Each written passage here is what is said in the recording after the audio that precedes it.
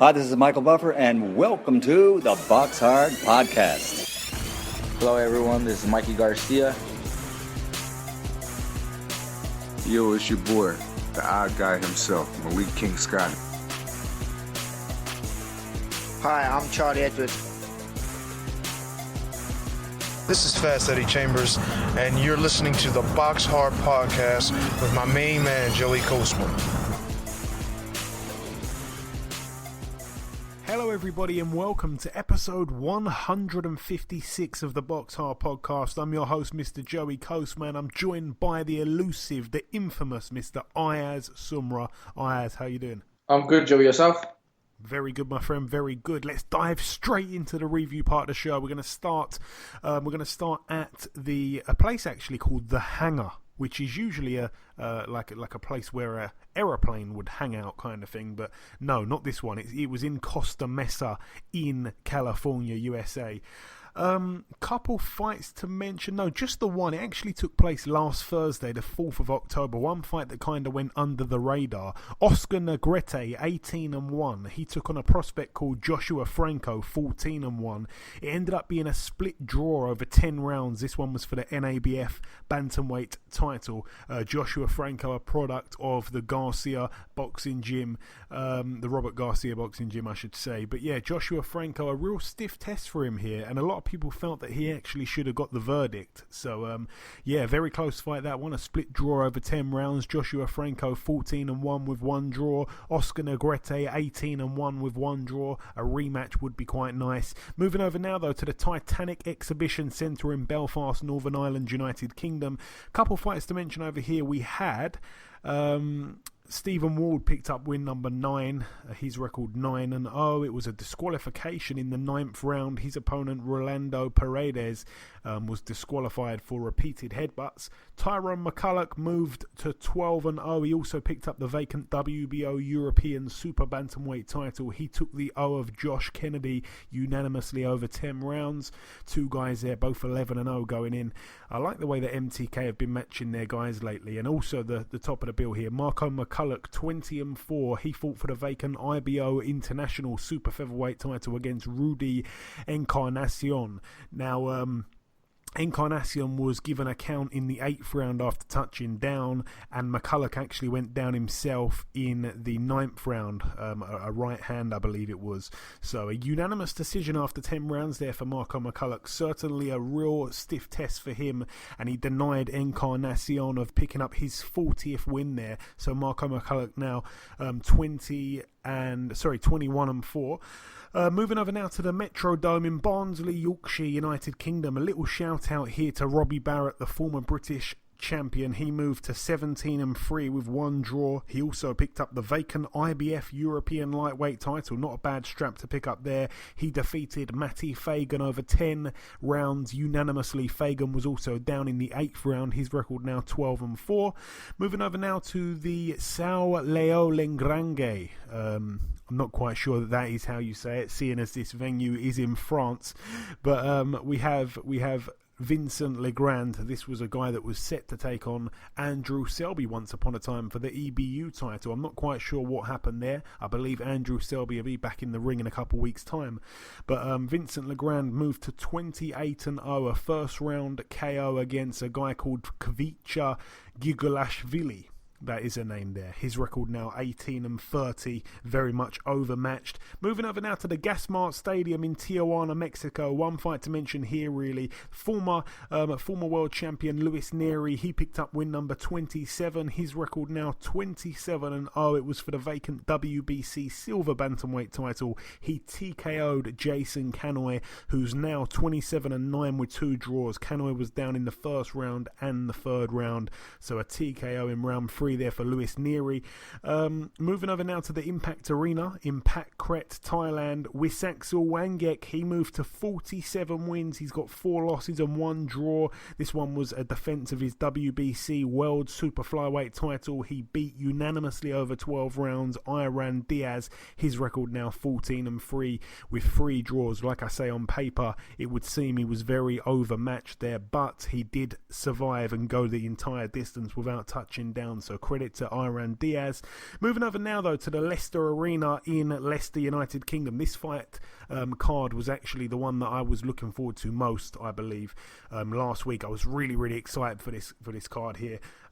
Let's start with the undercard. Ryan Hatton moved to 4-0, a points win over 4 rounds against Prism Slaw Beninda. Mark Heffron picked up win number 21. He's got 21 wins out of 21, so a TKO in 4 rounds against Ayi Ayiti. Daniel Dubois, he picked up win number 9, actually, a points win over 10 rounds. The first time he's gone the distance, let alone 10 rounds. Kevin Johnson, the kingpin in the other corner, 32-10, now 32-11 with 1 draw. Very much one-way traffic the whole fight, really, but you have to say it was quite shocking. I mean, we really thought that Dubois was going to get another knockout here, so much so that I didn't even go to the prediction leagues on that fight because I thought that it was really, it was already written in the stars kind of thing. Were you quite surprised, Ayaz, to see Daniel Dubois took the distance against a very tricky and crafty but very old veteran, if you like, Mr. Kevin Kingpin Johnson? Yeah, I was quite surprised when Daniel Dubois went to points with Kevin Kingpin Johnson. But to be fair, he's a 21-year-old fighter. He's young. He's still learning. So I think he's going to have more knockouts coming his way soon. Yeah, I think after the fight, Kevin Johnson said that he doesn't hit as hard as what he expected him to. So that could take the wind out of his sails a little bit there. A lot of people very high on Dubois. It could have been an off night. I mean, he won everything. I think there was an argument for a few 10-8 rounds, especially the first round. I mean, Johnson threw one punch that whole round, literally one punch. I was very surprised that Dubois didn't get him out of there in that first round. I mean, as soon as that first round ended, I thought, you know what, the referee's got to intervene here because he threw one punch, he took loads of shots, but he has got a fantastic chin.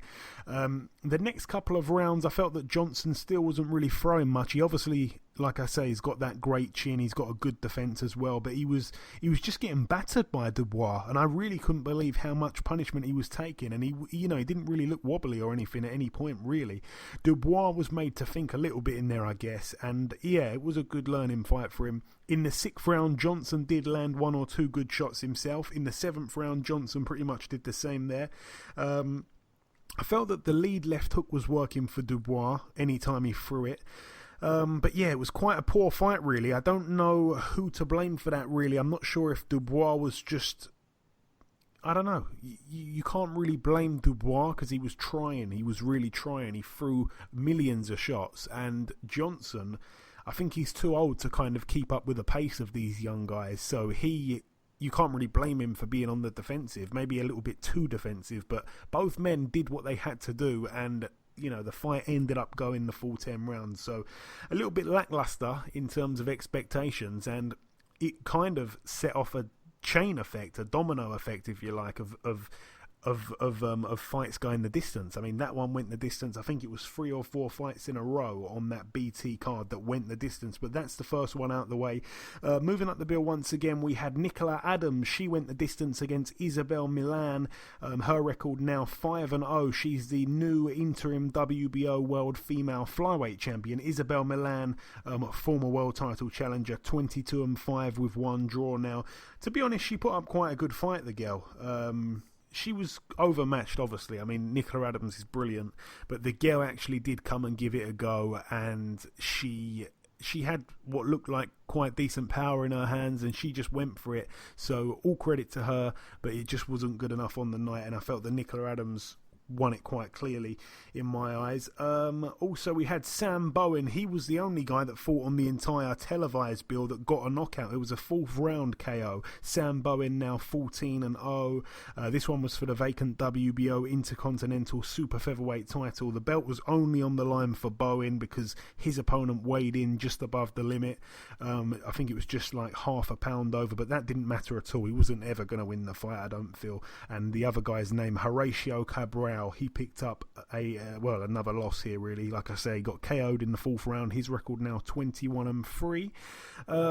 Moving up the bill once again, Jack Catterall, 22-0. He took on O'Hara Davies, 18-1. It was for the WBO Intercontinental Super Lightweight title. That belt, of course, was Catterall's, and it's still Catterall's. A unanimous decision over 12 rounds, Ayaz. Not the fight we all expected, but again, you can't really blame the promoter for that. I mean, who knew it was going to turn out like that? It reminded me a little bit of the Askin and Bakole fight. It wasn't as bad as that, of course, but it was just a reminder of a fight that looks brilliant on paper, but when it actually happened, it really wasn't such a great thing to watch. You're right about that 100%, obviously, but I mean, well done to Jack Catterall. Obviously, I thought personally, we all knew that I thought it was 50-55. I thought that Jack Catterall was going to win. Obviously, he did very good. O'Hara Davis, I don't know where he goes from here, though, to be fair. He's lost to Josh Taylor. He loses to Jack Catterall. Where does he go from here? That's why I'm really confused. But I mean, well done to Jack Catterall. He's got big things. He's got a big future ahead of him with BT Sport. They said that he's the face of BT Sport boxing. Well, he certainly is one of them. Ayaz, you actually went last week with O'Hara Davies to win on points. Just looking at the predictions here, did you change after the show or? Yes, I've changed after the show. I mean, because I was looking at a bit of his interviews and that, and I thought, I was looking at Jack Catterall and I thought, I think he might do it. Well, unlucky for you to not change it, because I actually had Catterall to win on points. I said that on last week's show, so I got a point there. Like I say, you went with Davies to win on points, and the listeners actually went with Catterall to win by knockout, so I gained a point there. Going back to the fight though, I mean, from what I saw, there was a lot of close rounds in there. A lot of people forget that, and when you actually look at some of the scorecards, I think that they didn't really project the fight that it was. I felt that the first 4 rounds were all quite close, really. Both men were trying to, pull off quite clever moves, but both men were evading shots really well. I felt that Catterall was the much cuter boxer, but O'Hara was persistent with his attacks. It was cagey, but it wasn't cagey at the same time. The 5th round was quite clearly a Catterall round and was probably the clearest round through that first 5 rounds. Like I say, the first 4 were very close. Jack's double jab, obviously from that left-hand stance, was working really well. He was doing the double jab accompanied by his quick feet, so he was able to kind of move the angles and switch the angles up. That was working really well. Both men respected each other's power, it would seem, which I was quite surprised. I think that O'Hara was quite weary of Jack's power, whereas I thought that Jack would be more wary of O'Hara's power, but it seemed like both men had mutual respect for each other's power.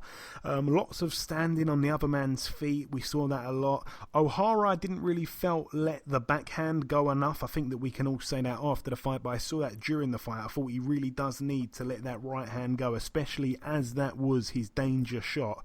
We know he can crack with that right hand, and he was pouring with his jab a lot. I think Barry Jones picked up on that on the commentary. He was really pouring with his jab, O'Hara.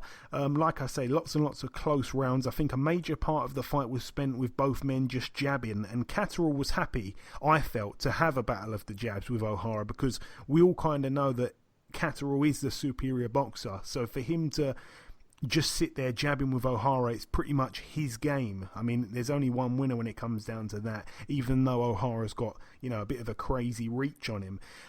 Very boring fight once again, like I say, and with that one there and the Dubois fight and then the Nicola Adams fight, it was either 2 or 3 fights that went the distance, and it just wasn't too pretty. 2 judges had it 7 rounds to 5, so that was quite close. I think that might have been a tiny bit too close. I felt that Catterall definitely won the fight, simply because he won the more clearer rounds, even though the close rounds, like I say, could have really gone either way. But one judge had it 10 rounds to 2, which I thought was a little bit out of order, to be honest. The less said, the better on that fight, though. But now, talking about the fight of the night on this card, certainly, we had Lyon Woodstock 11-0. He put his WBO European Super-Featherweight title on the line against Archie Sharp 13-0. This one was a unanimous decision over 10 rounds in favour of Archie Sharp. He's now 14-0. Lyon Woodstock loses his O in his backyard of Leicester, and Woodstock himself was down in the first round. The fight itself, very, very technical fight. I felt that in the first round, Sharp was winning it with his clever boxing skills. He was getting in and out, and then down goes Lyon Woodstock pretty much out of nowhere. He actually got put down with an Archie Sharp jab, so a nice 10-8 round there for Archie. In the second round, we saw beautiful boxing from Archie Sharp. He didn't keep his hands up enough, I felt. I think that he was winning the round, but both men landed good shots in that round. The footwork from Sharp was excellent, so I actually gave the second round to him also. In the third round, I felt that Lyon did really well to get back into the fight. It was an extremely close round. It was hard to see who had the edge in power, because I think we've all heard about Lyon's power, but Sharp can dig himself, and not a lot of people know that. To be fair, both men, when you look at their resumes, they hadn't really knocked out anyone of note.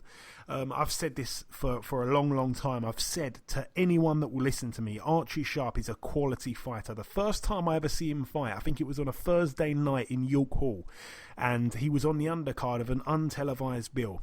And I remember watching him and thinking, there's just something special about him. And, you know, he probably had about 6 or maybe not even 6 fights. I think probably about 3 or 4 fights at the time. And I'd never heard of him. I saw him come out in pink shorts and I thought, let me see what this guy's all about. And he really impressed me, and I've been saying it forever. He is a quality fighter. He can do so much, but unfortunately he hasn't been on the TV to prove it. A lot of his fights have been kept off TV, so no one really knows how good he is unless you've been to watch him. Hence the fact he was a huge underdog in the bookies. So yeah, he kind of proved me right, because I knew how good he was. I backed him to win on points. Ayaz, I think you took my word for it and went with me as well, so we both gained a point. But the listeners went with Lyon Woodstock to win by knockout, which didn't look like it had happened at any point of the fight. But back to my analysis, so we both gained a point there, Ayaz. In the fourth round, like I say, Lyon was starting to get a little bit closer. He was starting to get through with his hooks now, both his left and right hooks. He started the round really well. Archie in the latter part of the round started going to work on Woodstock also. It was probably a sharp round, but a very close round, to be honest. The fifth round, and once again a very close round. Lyon started well, but Archie finished well. I felt that Sharp probably just about nicked it. In the sixth round, Lyon came out firing straight away. Sharp took a few good shots, but once again Sharp improved over the course of the round and definitely finished the stronger of the two. I felt that was another Archie Sharp round. He was kind of running away with it a little bit on my scorecard. Like I say, 3 rounds in a row there where Lyon would start really good, but Archie would finish really good, and a lot of the time the judges remember how the round finished rather than what went on in the in the first half of the round, and that's just the way it is sometimes. In the seventh round, I felt it was a punch perfect round for Sharp, although he did sustain a little nick on his right eye. Beautiful boxing from him, another round for him. In round 8, it was probably one of Sharp's best rounds. Very surprised to see him looking that fresh at that part into the fight. Lyon had actually gone 10 rounds before. Archie had only gone 8 rounds at the maximum, and he looked very strong. He looked very fit, and the stronger and fitter actually of the pair in that 8th round. And going into the 9th round, a brilliant round, unbelievable action. Both men were bloodied, both men were tired, very grueling the fight was becoming. Excellent action. Archie was teeing off on Lyon in the last minute of the round, but Woodstock proved he's a very tough guy. He was battered, he was bruised, and we just saw unbelievable levels from Sharp. I felt he won that round once again, and then to finish the fight and to cap off what had been an excellent fight in the 10th round, it was just an unbelievable round. Very hard round to score. I think Lyon gave it his all and almost was out on his feet in the last minute. So tough, he really is. Woodstock is a tough guy, and he certainly can come again. Sharp, I felt, finished stronger, but Lyon put in some real work. Archie took some hard shots. Both men have got real chins, I felt, and I actually gave the last round to Woodstock, but many disagreed. Frampton, after the fight, Carl Frampton actually gave Lyon Woodstock 1 round after the whole 10. I think I gave Woodstock 2 rounds, maybe 3. I believe my scorecard was 98-91. I can't really remember how I scored it. I've kind of just been saying it as I've gone along, so maybe if you rewind it, if you care much about my scorecard, then that'll clear things up. But yeah, so for that bunch of predictions there, I gained a point for Catterall, and I also gained a point there for Sharp. Ayaz, you gained a point for Sharp, but you didn't gain a point for the Catterall fight, and the listeners, they went with Catterall by knockout and Woodstock by knockout, so no points gained for them there. And I'm going to talk about the prediction scores at the end of the show, which I'm excited. I've got a bit of an announcement actually about my score, which has come a long way from being behind so long. But now moving over to the Wintrust Arena in Chicago, Illinois, USA, Ayaz. heartbreak really for Gavin McDonnell and Callum Johnson. Let's start with the Gavin McDonnell fight. Daniel Roman, the champion, 25-2 with one draw. He successfully defended his WBA World Super Bantamweight title. In the other corner, Gavin McDonnell, 20-1 with two draws. A man that, got into boxing really because he saw Jamie, I think, win the European title in France one time. He went over there and travelled to France with him, and he said, you know what, bruv, if you can do this, I can do it. And everyone laughed at Gavin, and they said you couldn't become a champion. And he's turned to a champion. He's won every belt that's been put in front of him pretty much. He become a British champion, I believe English champion, but that doesn't really matter. He become British champion, he become European champion, and his one loss going into this fight was at world title level for the WBC title against Ray Vargas, a humongous super bantamweight. And that was on points, by the way. So here he got in against Daniel Roman, who's not a big puncher. Gavin McDonnell, not a big puncher himself. It had 12 rounds written all over it, but it wasn't to be for Gavin. Like I say, Ayaz, heartbreak for him. Gavin gets knocked out, a TKO in the 10th round. Unfortunately, I didn't see it. Oh, you didn't see that one? Okay. Well, the fight itself, I mean, I didn't really pay too much attention to the first kind of 6 rounds, but from what I gathered, apparently Gavin lost all 6 of them. I was hoping that you could fill that gap in, Ayaz, actually, but I started watching properly from the 7th round, which Dave Caldwell felt that Gavin won. But it was a very close round, though. In the 8th round, McDonnell boxed excellently. He was making Roman miss. He was making him pay. He was brilliant. I think it was in the round after that, he once again, I felt, won that round. McDonnell suddenly started to find some success, really, and he was fighting much better. And me watching, I was giving him some luck, because as soon as I tuned in, he really started to up his game. And but like I say, unfortunately, in that 10th round, Roman out of nowhere landed a great shot which hurt McDonnell, and then he just steamed in and ended up dropping McDonnell. McDonnell did get up, and then he took a knee just to gather a few extra seconds for recovery. But when he got back up at 8, the referee didn't let him continue. A little bit of me kind of thought it was a little bit premature. Some people online agreeing with that. It was a shame, because Gavin had started to turn the fight around. I think he'd won probably 3 rounds in a row, certainly in the eyes of Dave Caldwell. I think it was 3 or 4 rounds in a row. He was starting to turn the fight around, and it all just ended so quickly. He was even winning the round that he got knocked out in, so I was absolutely gutted for him. He is truly one of the nicest men in boxing. I'm not quite sure what he does from here in terms of world level. He's put some excellent wins in recently on the domestic scene, defeating Stuart Hall, defeating Gamal Yafai, 2 real hard fights on paper that he come through pretty easily. Roman is obviously a big step up from those guys, but when you actually look at the other world champions at super bantamweight, there's Isaac Dogbe, no thank you. There's Ray Vargas, he's been in with him before, and then there's TJ Doheny, the guy that recently won on the road in Japan. I don't really know how good he is, but I can't really see a way in for Gavin McDonnell unless he fights someone like Doheny.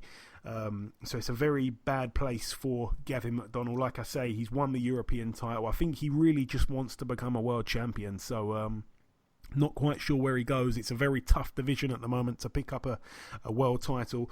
All the very best to him, though, whatever he does decide to do. I don't think it's the end of the road. And like I say, to just get into boxing simply to prove a point, and to only have 2 losses, and both of those losses have been to world champions, there's no shame in that whatsoever. We are big fans of Gavin McDonnell, and that is the way it shall remain. Moving down the undercard, Artur Beterbiev, 12-0, put his IBF World Light Heavyweight title on the line against Callum Johnson, 17-0 with 12 knockouts. So both men 12 knockouts. We all expected a knockout, and it did come, but there was a few ups and downs actually. The fight itself, I mean, Johnson was on the front foot straight away. He did not show any respect whatsoever to Beterbiev. He was doing well in the early part of that first round, and then when the pair were exchanging, I felt that Beterbiev was probably getting the better of the exchanges, and then with about 20 seconds left in the round, Callum Johnson actually had his head through the ropes, and the referee shouted stop, but Beterbiev landed a flush right hand on Johnson, who wasn't defending himself, and down went Johnson.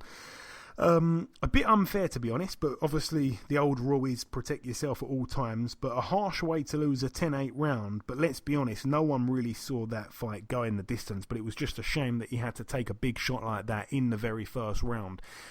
So a little bit of a nightmare start, a little bit of a nightmare finish to the round, because he actually did okay in that first round. Like I say, from the start of the fight, he went straight on the front foot. He was pushing the champion back, and he just showed balls of steel. He really, really did. He's got something about him, Callum Johnson. He's got something special about him. He's really got genuine willpower and belief and motivation. He really does. And in the second round, unbelievable. Beterbiev actually had Johnson in some trouble, and he was kind of, trying to get him out of there. And as he was unloading, the pair exchanged left hooks, but Johnson got there first, and he dropped Beterbiev.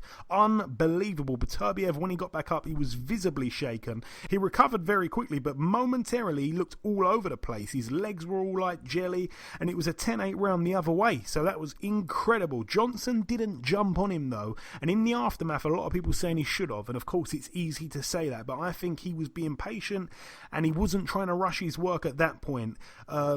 We were unsure at that very moment if it was going to pay off or not, but I think that Johnson's a smart fighter, and let's be honest, Beterbiev hurt Johnson, and then while he was rushing in to try and get Johnson out of there, Johnson lands a sneaky shot and puts him down. So Johnson didn't want to do exactly the same thing Beterbiev did and try to finish him and then perhaps walk onto something, because Beterbiev's a good fighter. He's not a guy that you can just recklessly throw the kitchen sink at and not expect to get countered. So quite a clever move at the time for Johnson, which obviously ended up backfiring, but no one knew that, so no one really can blame him for not going crazy in the second round. In the third round, there was a bad cut sustained on Johnson's right eye. Beterbiev was obviously a lot smarter on the inside. When the pair were up close and exchanging, Beterbiev's real good with his inside work. I didn't think Callum was doing too well in that department. And then obviously in the fourth round, Beterbiev landed with a right hand to Johnson's temple that totally scrambled his balance, and he simply couldn't get back up to his feet and continue. But like I say, what a brave effort. He showed this beast no respect whatsoever. He fought fire with fire, and he did what many boxers wouldn't do, as he took the risk. It almost paid off when he dropped Beterbiev. His stock has rocketed after this fight. He can now be involved in so many big fights in the future. Obviously, Alida Alvarez, Kovalev even, Stevenson. Bring any of these guys on, or even go back to the domestic scene and fight Anthony Yard. What a set of balls Callum Johnson's got, first and foremost, though, Ayaz. He went out there not giving a damn. He had one round against Frank Buglioni. That's his real fight. When you look at his record, he's got a horrendous record. I've got to be honest. He's got a horrendous record. But he obliterated Buglioni in a round, and on the back of that, he got this shot here, and no one expected him to do well, and he dropped the guy. Credit to Callum Johnson, my type of fighter. Big cojones. Credit to Callum Johnson. Obviously, a lot of people wrote him off straight away from the fight. I mean, he obviously went as a huge underdog. Obviously, knocked down Artur Beterbiev.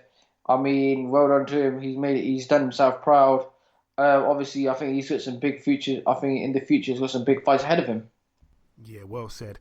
And moving down the undercard, we had Jesse Vargas 28-2 with one draw. He took on Thomas Delorme 24-3. This one was for the vacant WBC Silver welterweight title. Now, this fight here, I said it on last week's show. I said this is not a given. This is not a given at all for Vargas. I said that it's going to be quite a close fight, and I'll be very surprised if Delorme doesn't give Vargas problems. I said that. Now, the fight itself, I felt that in the very first round, Delorme was giving Vargas hell. He really was. He was fighting a punch-perfect round, really. Vargas barely laid a glove on Delorme, so Delorme clearly won the first round. In the second round, Delorme had a brilliant round once again. It wasn't even close. He was completely almost cut from a different cloth, Delorme. And in the third round, I felt it was quite a close round, but again, I gave that one to Delorme. In the fourth round, it was a very good round. Both men had moments. Vargas probably edged it.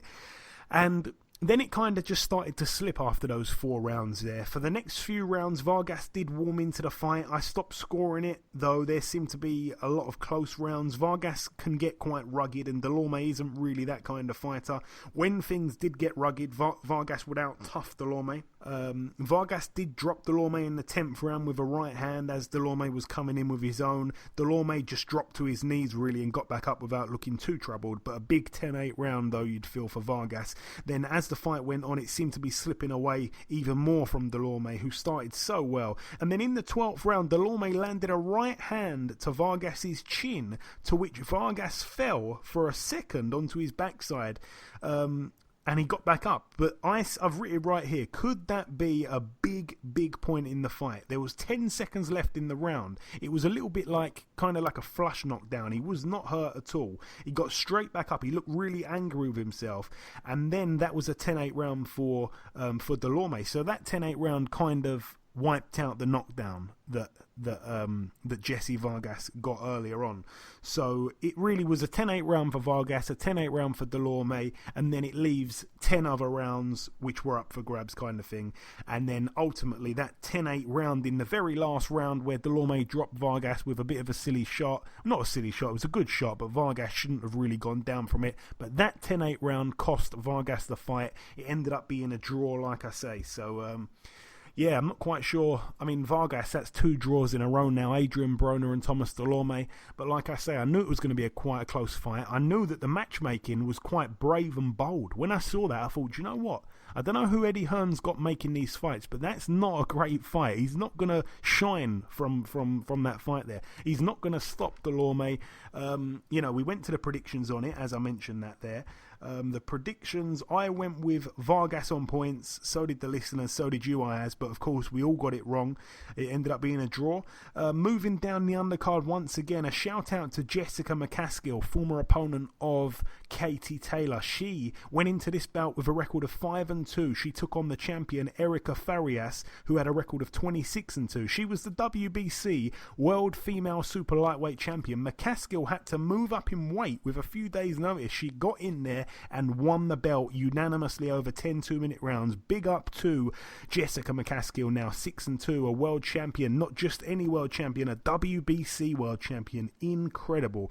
And the last undercard fight to mention here, Jarrell Big Baby Miller, 21-0 with 1 draw, took on Thomas Adamek, 53-5, former light heavyweight and cruiserweight champion of the world. A KO in the second round for Big Baby Miller.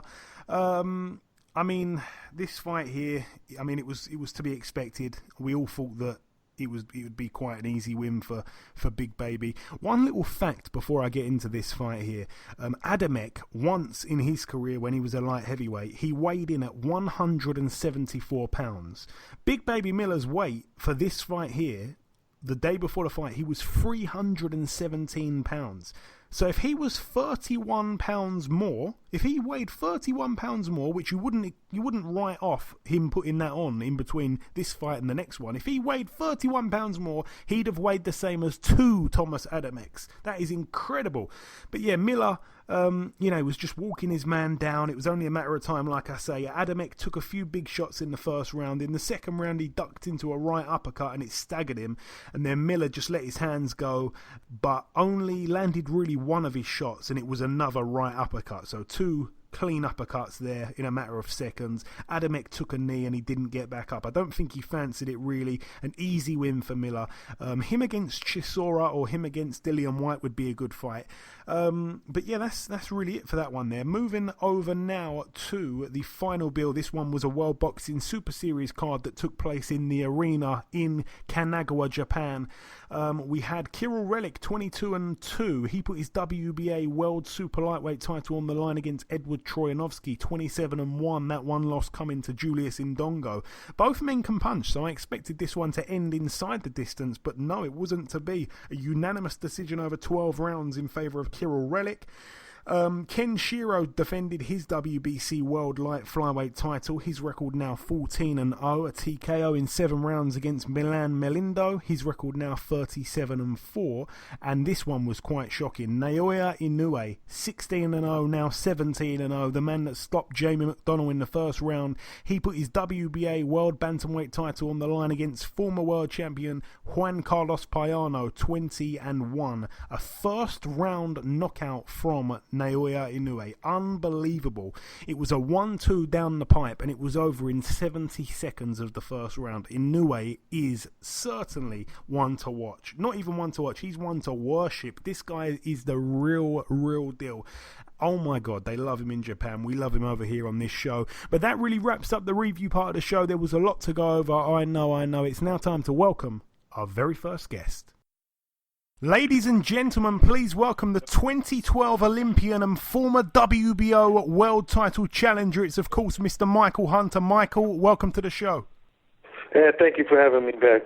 Hey, it's always my pleasure, Mike. Yes, same from me, my friend. So, Mike, we last spoke back in June. It was just before your fight against Iago Kiladze. Obviously, you went on to knock him out in the 5th round. How was it in there with Kiladze? You became the quickest man to stop him. It was a statement. Yeah, that was my whole point, was to make a statement, and to let people know that I'm a full-fledged heavyweight. And, so that was the whole point. It wasn't just to win, but win in good fashion. And obviously, Kiladze, just the other Sunday, fought against Joe Joyce. I know that it was televised in the US. Joe also managed to stop him in 5 rounds. Did you happen to see the fight? If so, what did you make of it, Mike? No, I did see a few of the clips, but, that also says a lot about Joe Joyce, obviously. Kiladze is actually really no pushover, so, I know he's been, in most of his losses, he's probably been stopped, but, he has good skill and stuff, so, yeah. And on to other things, Mike. You've now signed to take on Martin Bakole, a Congolese fighter that's based in Scotland. Quite unusual, but the fight itself will take place this Saturday at the famous York Hall in London. Tell me, Michael, what do you know about Martin Bakole? I don't really know too much. I haven't really heard of his name until they called me for the fight. And like I said, they had called me for the fight, and I think they were looking for a step up as far as competition. And so when they called me, I looked up him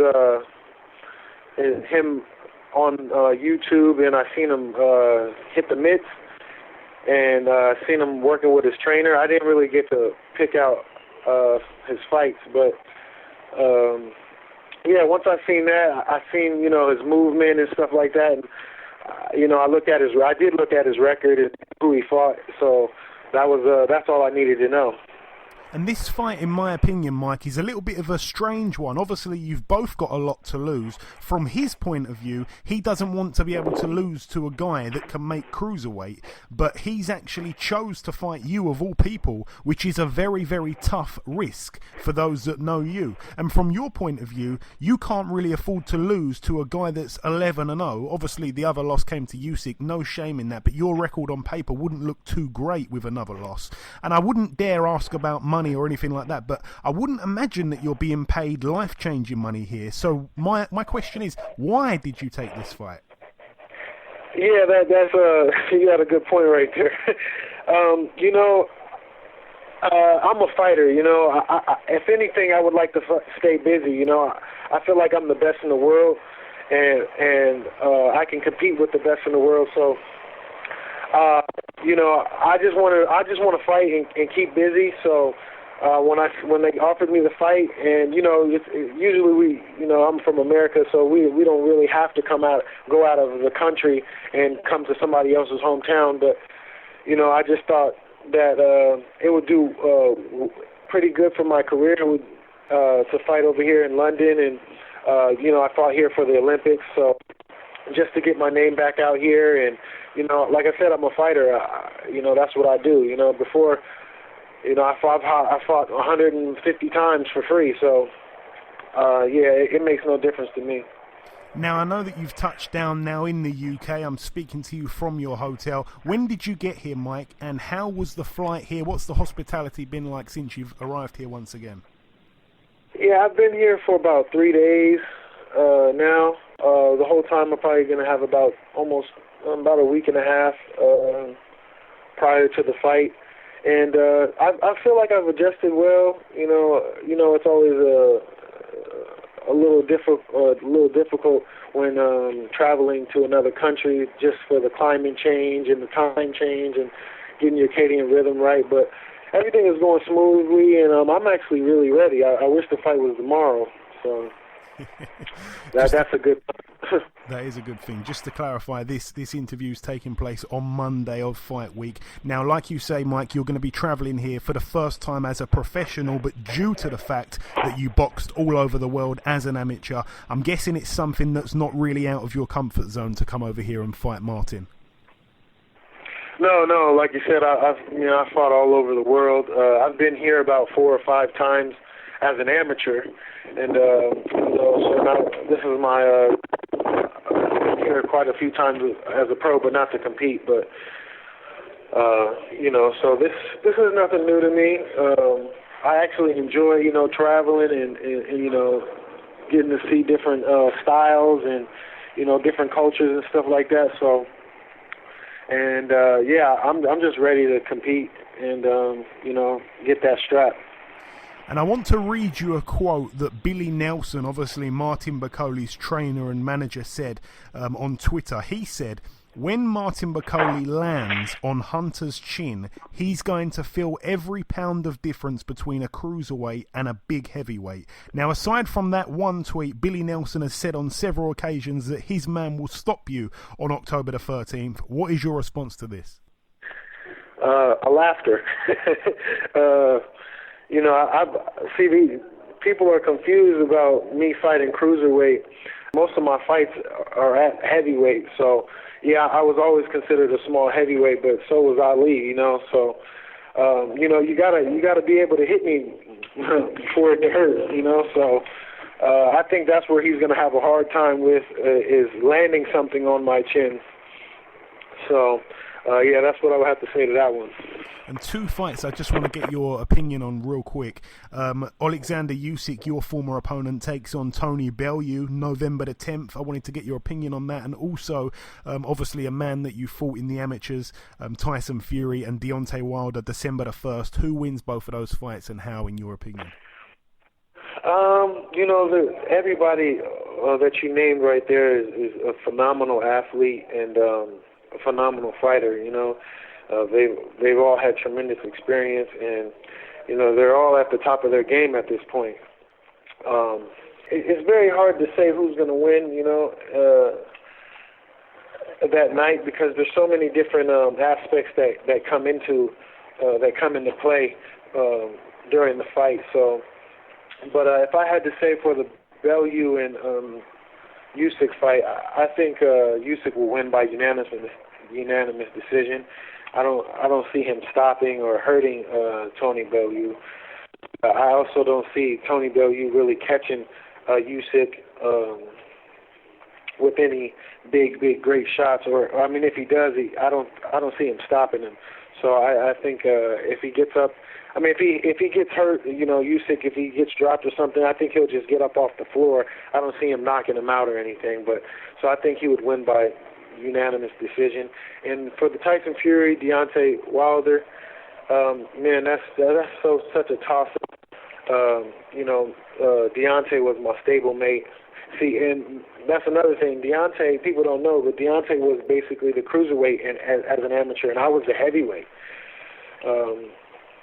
in the amateurs. But for the fight, it's such a toss-up. Deontay has that power. He's more athletic, and it might just be the wrong time for Tyson Fury. Even though I would consider him the better skilled fighter as far as boxing ability, and he's had a lot of experience as well. So that one's a toss-up.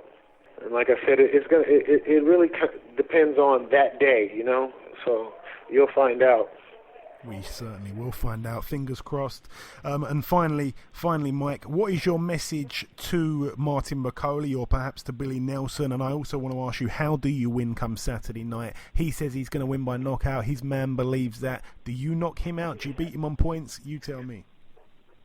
Well, I don't see me losing this fight in no circumstance. And I'm not sure which way and which fashion I'm going to win. But if I had to say, I don't think it will go past the 6th round. But I just don't see me losing in no form or fashion. So that's what I would be saying. Okay, listen, Mike, I'd like to wish you the absolute best of luck for Saturday night. I hope to be there. Thank you so much for your time, and we'll certainly catch up sometime after. Thank you, sir. You have a good one, and I appreciate you for joining me on your show every time. Okay, now it's time for part 2 on this week's show. This part, of course, the news part of the show. Ayaz, what have you got for us this week? Rocky Fielding will fight Saul Canelo Alvarez at Madison Square Garden for the WBA Super Middleweight title. Yeah, Rocky Fielding puts his belt on the line. Obviously, he won the title, I think it was back in July. He went on the road to Germany.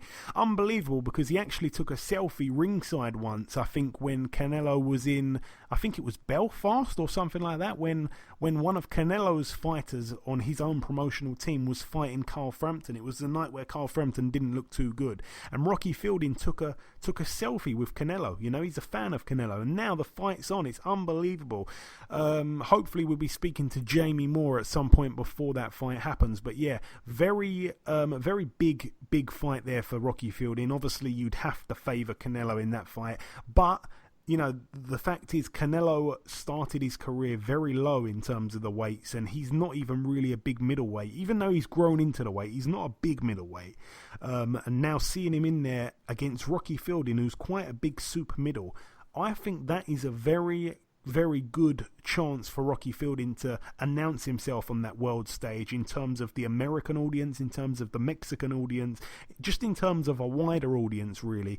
If he puts up a good effort against Canelo, then his stocks very much rise, but if he gets completely obliterated, which many think he will, then perhaps it's not really worth the payday. But that is the thing, he's taking it, I believe, for the payday, and it's a huge fight, so credit to him. It's just a shame because a lot of people now think that we probably won't see, you know, a big double world title card in Liverpool with Rocky and perhaps Callum, or even seeing the pair collide once again. That's probably now not going to happen. There were big fights out there, really. Chris Eubank Jr. against Rocky Fielding, James DeGale, George Groves, but yeah, he's decided to say no to all those and chase the big one with Canelo. So this is Canelo's chance to become, I think it's now a freeweight world champion. Yeah, it is a freeweight world champion. So yeah, credit to Canelo, credit to Rocky Fielding, obviously showing a big set of balls, and Canelo's kind of chose, in many people's eyes, the weakest champion. So not too great that he's doing that, really, as the great champion he is. And obviously the very interesting thing is that what's going to happen to all those belts that he holds at middleweight. I think he's going to have to relinquish them, which then opens the door for many fighters coming through at middleweight. So very interesting. We'll have to wait and see what happens.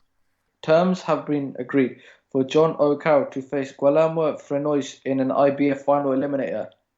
Yeah, I think the winner of that fights the winner of James Tennyson and Tevin Farmer, if I'm not mistaken. So, yeah, good chance there for John O'Carroll, a man that's been improving. He's still kept his O intact, and I like the guy. So credit to him, and hopefully he gets a big shot after this win here.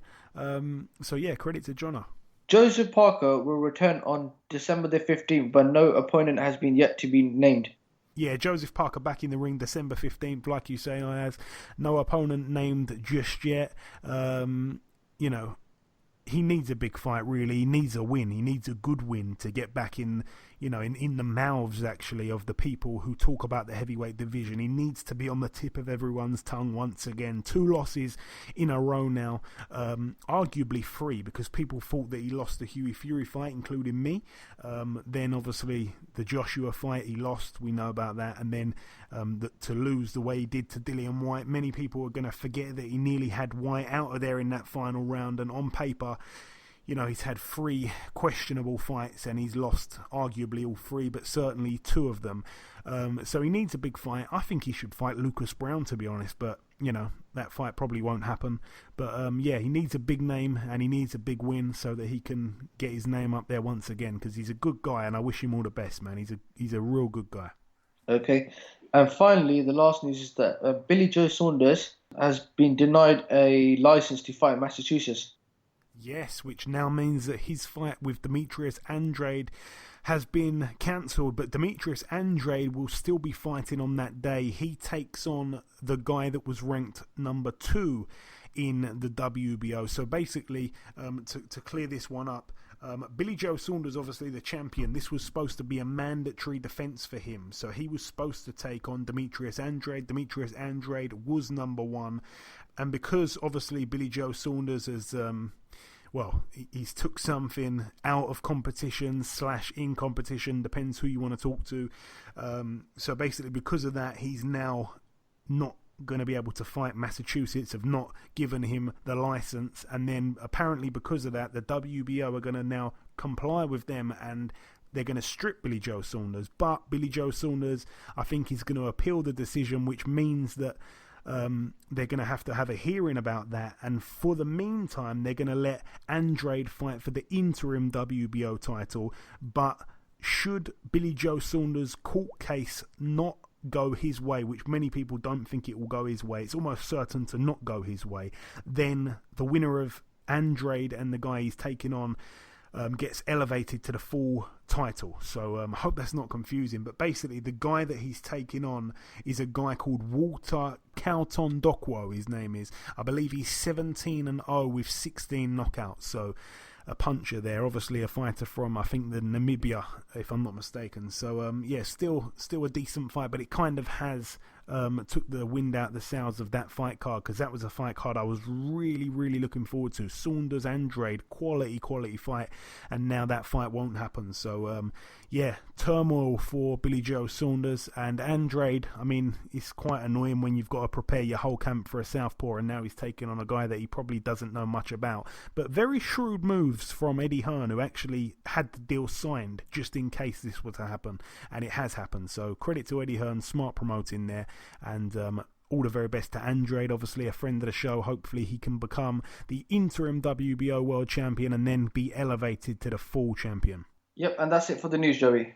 Thank you very much, Ayaz. Moving over now to the preview part of the show, we're going to talk about this fight that's actually happening in the Bookham Boxing Arena in Accra, Ghana. One fight to mention over here, Ashley Fearfane puts the interim WBO Africa Super Welterweight title on the line. His record 44-8 with one draw, no opponent just yet. That's a 12-rounder there. Moving over now to Russia. This one is a World Boxing Super Series card over here as well. Zolani Tete, Frank Warren's man, 27-3. He puts his WBO World Bantamweight title on the line against Mikhail Aloyan, who was a real good Russian amateur. His record 4-0 as a pro. That's a very hard fight though, believe you me. Also on the undercard, we've got Andrew Tabiti, 16-0. This is part of the cruiserweight tournament. He takes on Ruslan Fafer, 23-0. A couple of other fights on the bill. We've got Vladimir Shishkin, 7-0. He puts his WBA Continental Super Middleweight title on the line against Najib Mohammadi, 40-6. That's a tough fight there for Shishkin.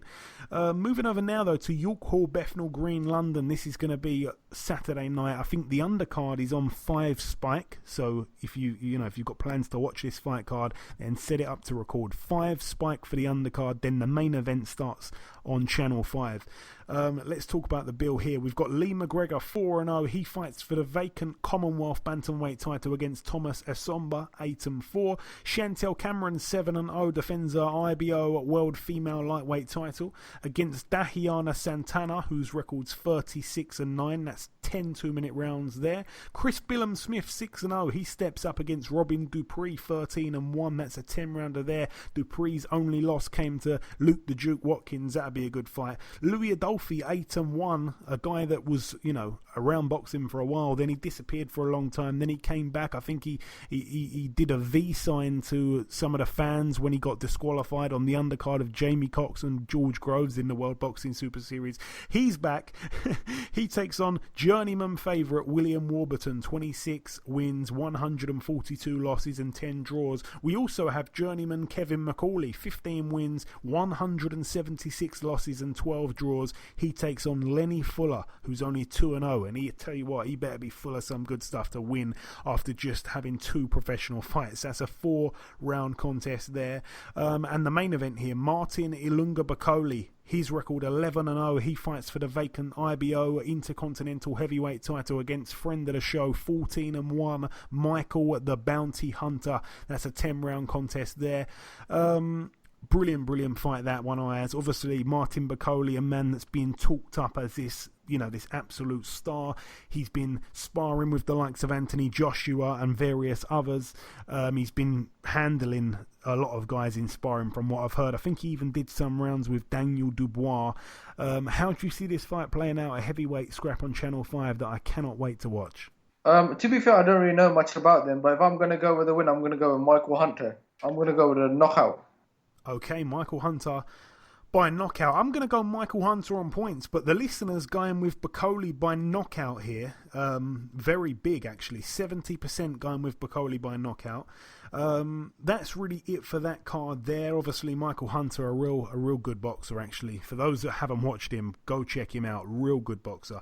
Moving over now to the Metro Radio Arena in Newcastle, Tyne Wear, United Kingdom. Let's start with Lewis Ritson, 17-0 as he fights for the EBU European lightweight title against Francesco Patera, 19-3. Patera's never been stopped. 3 losses, 1 came to Sean Masha-Dodd. Like I say, Ritson, if he wins this, then in 1 year, in 1 calendar year, well, just in 2018 alone, he would have defended successfully his British title 3 times, then moved on to the European level. And if he wins this, then he would have become a European champion as well as those 3 defences, all in 2018, which is quite remarkable. A very special fighter is Mr. Lewis Ritson, Ayaz. How do you see this fight playing out between him and Patera? I think it's a very good fight. Obviously, a lot of people say Lewis Ritson with his knockout power. Patera, I don't know really much about him, but if I'm going to go with a winner, I'm going to go with Lewis Ritson, the home fight. I'm going to go with him for a knockout. Yeah, 89% of the listeners going with Ritson by knockout also. I tell you what, though, I'm going to go against the grain here. I may regret this, but I think Ritson's going to win on points simply because Ritson, even though I think he's coming off about 6 or 7 stoppages in a row, Patera's never been stopped, and Ritson, he's beaten these guys, but these guys were, well, they're kind of British level at a push. I think Patera's a decent-ish fighter. Obviously, Sean Masha-Dodd fought out of his skin when he beat him. But, I think he's quite tough. And I think Ritson, even though he's improved so much, I think he's not as powerful as many people that have just tuned into his career believe he is. So I'm going to be quite bold there and go with a win on points there for Lewis Ritson, the home fighter, as you mentioned. Moving down this bill, we have Glenn Foote, 23-3. He takes on Robbie Davies Jr., 16-1. That's a brilliant fight. That's a 12-round contest. It's for the vacant British super lightweight title and also the Commonwealth super lightweight title. The Commonwealth title at the moment belongs to Glenn Foote. Brilliant fight, once again. A lot of people having this as a 50-50 fight. How do you see it? Glenn Foote, Robbie Davies Jr. I'll go with Robbie Davies Jr. on points. Robbie Davies Jr. on points. Okay, the listeners have gone with Robbie Davies by knockout, but I tell you what, they went with every single thing. So Robbie Davies by knockout, Robbie Davies on points was 29%, Davies by knockout 43%, Foote by knockout 14%, Foote on points 14%. I'm going to go with Robbie Davies Jr. to win on points. I think I'm going to agree with you there, Ayaz. Really good fight though. That's got the makings of a fantastic fight. Glenn Foote is saying that Robbie Davies hasn't really fought anyone, and the one guy that he fought that was any good, he got knocked out against. I think he failed to mention that they had a rematch and then Robbie Davies Jr. knocked him out, but it is what it is. Moving down the undercard once again, a good fight here. Simon Vallily, 13-1 with 1 draw. He takes on Craig Glover, who's 8-1. That's a 10-rounder there. Dave Allen, 14-4 with 2 draws. We didn't go to the prediction league on this, but he's taking on a guy. I know he's been joking, saying, "Oh yeah, I'm going to fight a Polish plumber," or whatever he says. He's taken on a guy here called Samir Nebo, who's 10-2 with 1 draw. And Samir Nebo, all 10 of his wins have come by knockout. All 2 of his losses have come by knockout. So none of his fights have gone the distance aside from the draw that he had, which I think was in like his 2nd or 3rd pro fight. It was a 4-rounder. So aside from that, all of his fights have ended early. He's never been the distance aside from that 1 4-rounder. And Dave Allen, obviously a real tough character. So I'm expecting this to be quite a tough fight. And I tell you what, I'm going to go on record and say, I reckon this guy's going to give Dave Allen something to think about. I reckon Dave Allen might win. He might knock him out late, or he might perhaps win on points, but I think Dave Allen's going to have a scare along the way. That's what I'm going to say. I hope I'm wrong. I hope you're not listening, Dave, because you're a great friend of the show, good friend of mine. But I think it's not going to be such an easy fight, and I hope he doesn't overlook this guy who clearly can bang, despite not being in there with the level of opposition that Dave Allen's fought. Obviously, Thomas Patrick Ward, 24-0. His opponent yet to be announced. That's a 6-rounder there. Hosea Burton, 21-1. His opponent yet to be announced. That's a 6-rounder there. We have Anthony Fowler, 7-0. He's in an 8-rounder against Gabor Gorbix. We've seen him many, many times. He's been in there with the likes of Asinia Byfield. He's been in there with Kerman Lecharaga. He's been in there with Liam Williams. So, yeah, that's a fight there for Anthony Fowler over 8 rounds. Josh Buatsi, 7-0, puts his WBA International Light Heavyweight title on the line against Tony Avalant. His record 26-10 with 2 draws. Where have you heard that name before, Tony Avalant? I'll tell you where. In his last fight, he retired on his store after 7 rounds against Anthony Yard. It's time to get the measuring stick out here. Buatsi and Yard, who is better? Who can get the better result with Tony Avalant, who's not a big puncher but quite a tough guy. He also went the distance with Dominic Bozell, who's now, I believe, I think he's now the EBU European champion. So not a bad fight, that, not a bad step up that for Josh Buatsi. Moving over now though to the final bill to mention. It's happening in Omaha, Nebraska at the CHI Health Center in USA. It's going to be on ESPN. It's also going to be on Box Nation, obviously a late start Saturday night / Sunday evening. We've got Shakur Stevenson, 8-0. He is in a 10-rounder. His opponent yet to be announced, and he's also fighting for the vacant WBC Continental Americas featherweight title. Very interesting there. They're going to be pushing Shakur Stevenson up the WBC featherweight rankings, which obviously the champion at the moment is Gary Russell Jr. Carlos Adames, his record 14-0. He's the guy with about 50 siblings. He's in a 10-rounder against Joshua Conley, who's 14-2 with 1 draw. That one's for the vacant NABF Super Welterweight title. And then the main event, obviously, a 12-round contest for the WBO World Welterweight title. Terence Crawford, 33-0. He takes on Jose Benavidez Jr., 27-0. Jose Benavidez, obviously the brother of David Benavidez. Both men have never lost in a pro ring. I don't even think either man has actually lost in the amateurs. I know David Benavidez never lost a fight in the amateurs, never lost a fight in the pros, and Jose Benavidez Jr. here certainly undefeated in the pros. I'm not quite sure about the amateur background.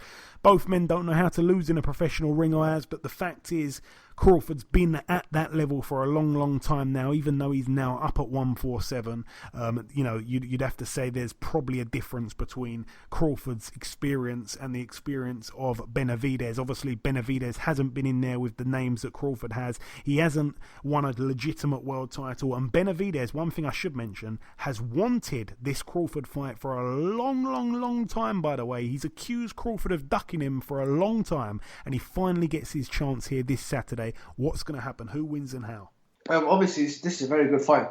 Crawford and Benavidez. Obviously, Crawford's the bigger name. A lot of people know him. Obviously, he's won his last fight against Jeff Ford. But if I'm going to go with a win, I'm going to go with Crawford by knockout. Okay, and I must say the listeners have also gone with Crawford by knockout.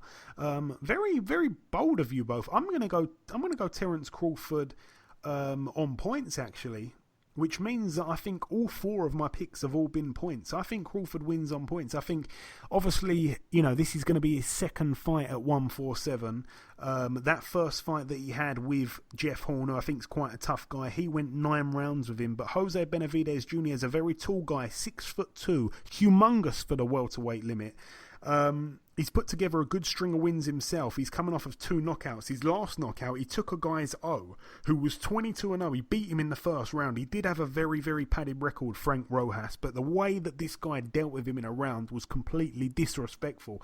And I think that he is going to go at Crawford, and he perhaps could make Crawford think about 1 or 2 things. But Crawford obviously, if he does get into his groove and he does find his accuracy and the size isn't such a problem, then I think that it's a Crawford fight. I think it's a Crawford fight to lose anyway. You can't say that Benavidez is on world level until he proves it, and he hasn't.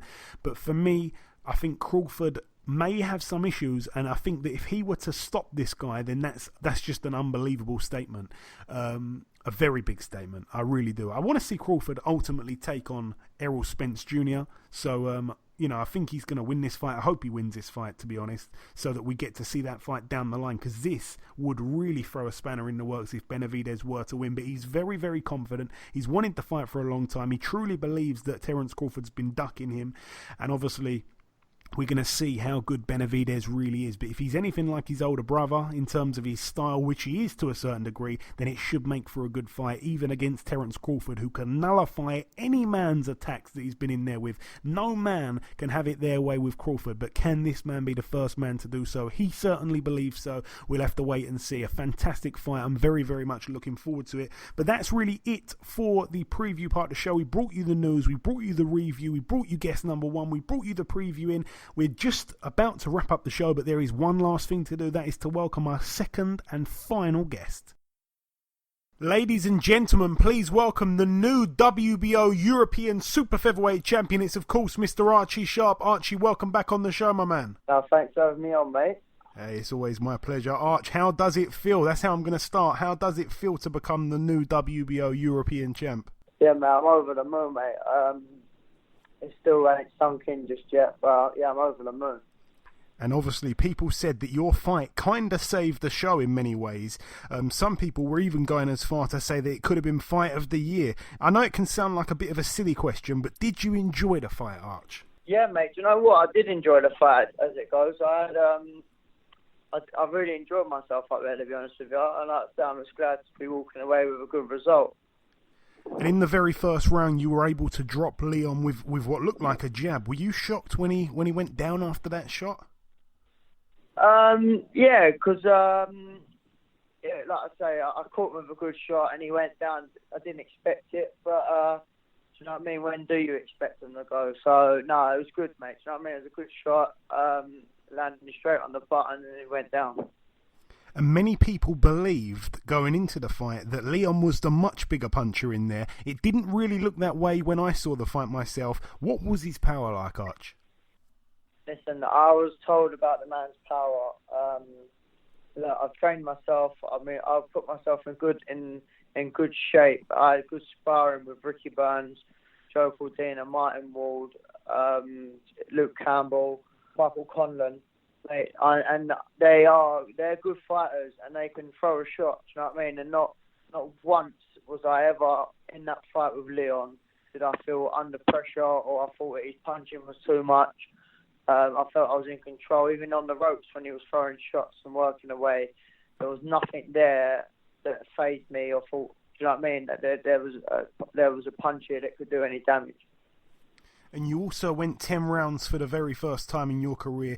The fight was a very fast-paced fight, Arch. I can't really blame either of you for being a little bit tired in the 10th round, but you were definitely fresher in my eyes at that point. But from your point of view, being honest, how comfortable did you do the 10 for the very first time? Do you know what? Like listen, there was a 10-round fight, like you say. Do you know what I mean? So you're gonna both be working hard and you're both gonna be blowing. And more so for me because I was using my feet and I was dancing around. I was on the back foot. I was coming forward, and do you know what I mean? So listen, I felt comfortable. I felt good. I had a load of energy. I felt alright. I'm trying to sit back now and think about it, like how I was when I come back to the corners and that. But there was nothing. I didn't feel like I was blowing. I managed to get my heart rate back down and feel fresh for every round. And what was your favourite part of the fight, Arch? Was it dropping him in the first round? Was it that moment where, he threw a shot after the bell and you kind of went back and that was a brilliant moment, by the way. What was your favourite moment? Yeah, obviously dropping him in the first and getting a 10-8 round was obviously the highlight of it. But even I'll go as far as saying is like in the 9th and the 10th, and I think it might have been in the 8th when I started slugging some shots in. I enjoy a fight, do you know what I mean? People want to say about my chin and about my heart. I think I proved it. Got plenty of heart. And I gave Lyon maybe 2 or 3 rounds at an absolute push. Carl Frampton only gave him 1 round. Have you watched it back? And if so, how have you scored it? Yeah. Listen, I see Frampton only giving 1 round. I watched the fight back myself. I think I won by about 5 rounds. A couple of draws in there. Same with me, really, mate. I thought I won it by about 5. And how happy are you, Archie, to finally get that big-time TV exposure? As you know, I've been saying for ages how good you are, but not many people believed me. Now they do.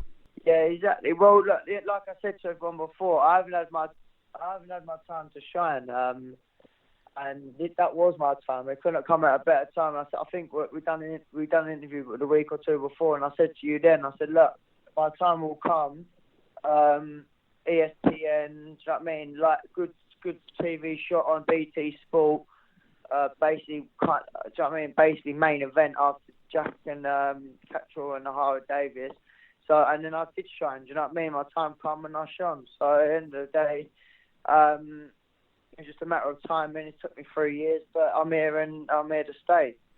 And all the trash talking in the build-up from Lyon's team especially, mainly his trainer as well, whereas you and your trainer kept it very professional, and the way that you dealt with Lyon in his backyard, taking his title, I can't think of a more perfect way to humble him. Well, the thing is with me, like, I'm a very respectful person and I'm a good sportsman, do you know what I mean? I show good sportsmanship. But at the end of the day, when you want to trash talk me and I come to your backyard and you think you can intimidate me with a few people or whatever, however you want to go about it, then it's not a problem. Because like I say, and like you said just then, I've gone to his backyard, took the man's title in his backyard in front of all of his fans. So hopefully, he's at some humble pie now. So, we'll go for see. Do you know what I mean? There won't be much of him at the minute. And obviously you've done an interview since the fight and you've basically flat out refused a rematch with Lyon. What are your reasons behind that, Arch? Yeah, look, the thing is, it hasn't even been mentioned. Their team hasn't really mentioned it. Obviously, a couple of people did say Jeremy Bunting, that said about a rematch. But at the end of the day, if you come to, I've now won. There's no point going backwards. And like you say, I won by 5 rounds, if not more. And I've done it in his hometown. There's no reason to have the rematch. Do you know what I mean? All right, yeah, it was a good fight, but if he come to London and there was a 50-50 fight and whatever else, then do you know what I mean? And maybe that could have been on the cards. But listen, the way that he's dealt with it, his attitude and the things he said, I think he's even mentioned things about my family and the missus on his Instagram at the time, building up to the fight, trying to get under my skin. So at the end of the day, the man doesn't deserve a rematch. I think he's a fool. I think his trainers are fools. The way that they approached me during that fight, they didn't show no respect. There's ways of building a fight and things like that. But when you want to get personal and start wanting to do things like that, then obviously, listen, the man's finished. I've dealt with him now. It's done with. I won't be boxing him anytime soon. And it's very early yet, Arch, obviously, but is there anyone that you've got your eye on for the future? Obviously, there's a lot of names in your weight. James Tennyson, perhaps at the top of the pack, fighting for a world title soon. But aside from those guys at the very top, is there anyone kind of, a little bit down the pecking order that you've got your eye on, like, Martin J. Ward, Sam Bowen, Azelfa Barrett, Ronnie Clark, anyone like that at all? No, there's no names at the minute. Like I say, look, you see these fighters here, the names you mentioned, they're older than me and whatever else. They're all 26 years, 27, so I'm only 23. I've got a few things to work on. I've looked back at my performance. Yes, it was a good performance, and yes, I got the decision that we wanted. But there's a few things for me to work on. I can still build at the weight. I'm making the weight very easy at the minute, so there's things I can work on. So like I said, I sit back with my team. There's no names to be called out. There's no names that we're looking at. I'm just going to go back, work on what I've got to work on, sit down with my team, and just go from there and see what the future holds. Very well said. And lastly, Archie, is there anything that you want to say at all just before we let you go? Anything at all that you want to say? Well, obviously, I would want to start by saying a massive, massive, massive thank you to the fans who come up to Leicester. We shocked Leicester, really, because we come up there. I told you before, and I said it plenty of times, that it will be like London up there, and I think I can say that it basically was. Do you know what I mean? It was a great crowd up there. The support's been unreal. My sponsorship's been unreal. Like Gary, Noel, Duncan, MTK, I've got to thank, and Frank Warren, of course, for making these fights happen. My mind coach, Linda Keane, has played a big part in this. As we did go to his own backyard, there was a lot of pressure. I was the underdog, and having my mind coach and basically being mentally strong for the fight was a big point. yeah, just want to say thanks to everyone who's basically been making this happen. Obviously, my trainers, my cornermen, do you know what I mean? My trainer Richie and my cornermen, they were very good. Mark Rowe, my cuts, Archie Dublin also. So yeah, and Paul, my nutritionist, my nutrition, like I say, I'm getting bigger and bigger every fight now. Yeah, just thanks to all the team and everyone who's helping out. Excellent stuff, Arch. And just from myself, I mean, I'm so happy that finally everyone realises how good you are. Hopefully now all of your future fights are going to be on TV. But the only bad thing is now the cat's out the bag. You're not a secret anymore. Opponents now know how good you are, Arch. They're going to have to think twice. Well, yeah, that is true. But like I said to you, I've looked back on the performance, and yeah, like I say, it was a good performance, and we got the win. But listeners, believe me, there's a lot of things for me to work on. And I will work on. And then there was even things in there that I didn't even do, which I normally do. Do you know what I mean? A lot more feints I do, my two-phase attacks. There was a lot of things there that there wasn't the whole Archie Sharp there. But no, it was a good performance, and I'm pleased. Well, listen, like I say, Archie, it's always my pleasure getting you on the show. Congrats once again on the win and the way that you did it. It was truly unbelievable. Thank you for your time, and see you at Nando's next week. Yeah, see you at Nando's. And like I say, thanks very much for having me on. I appreciate it.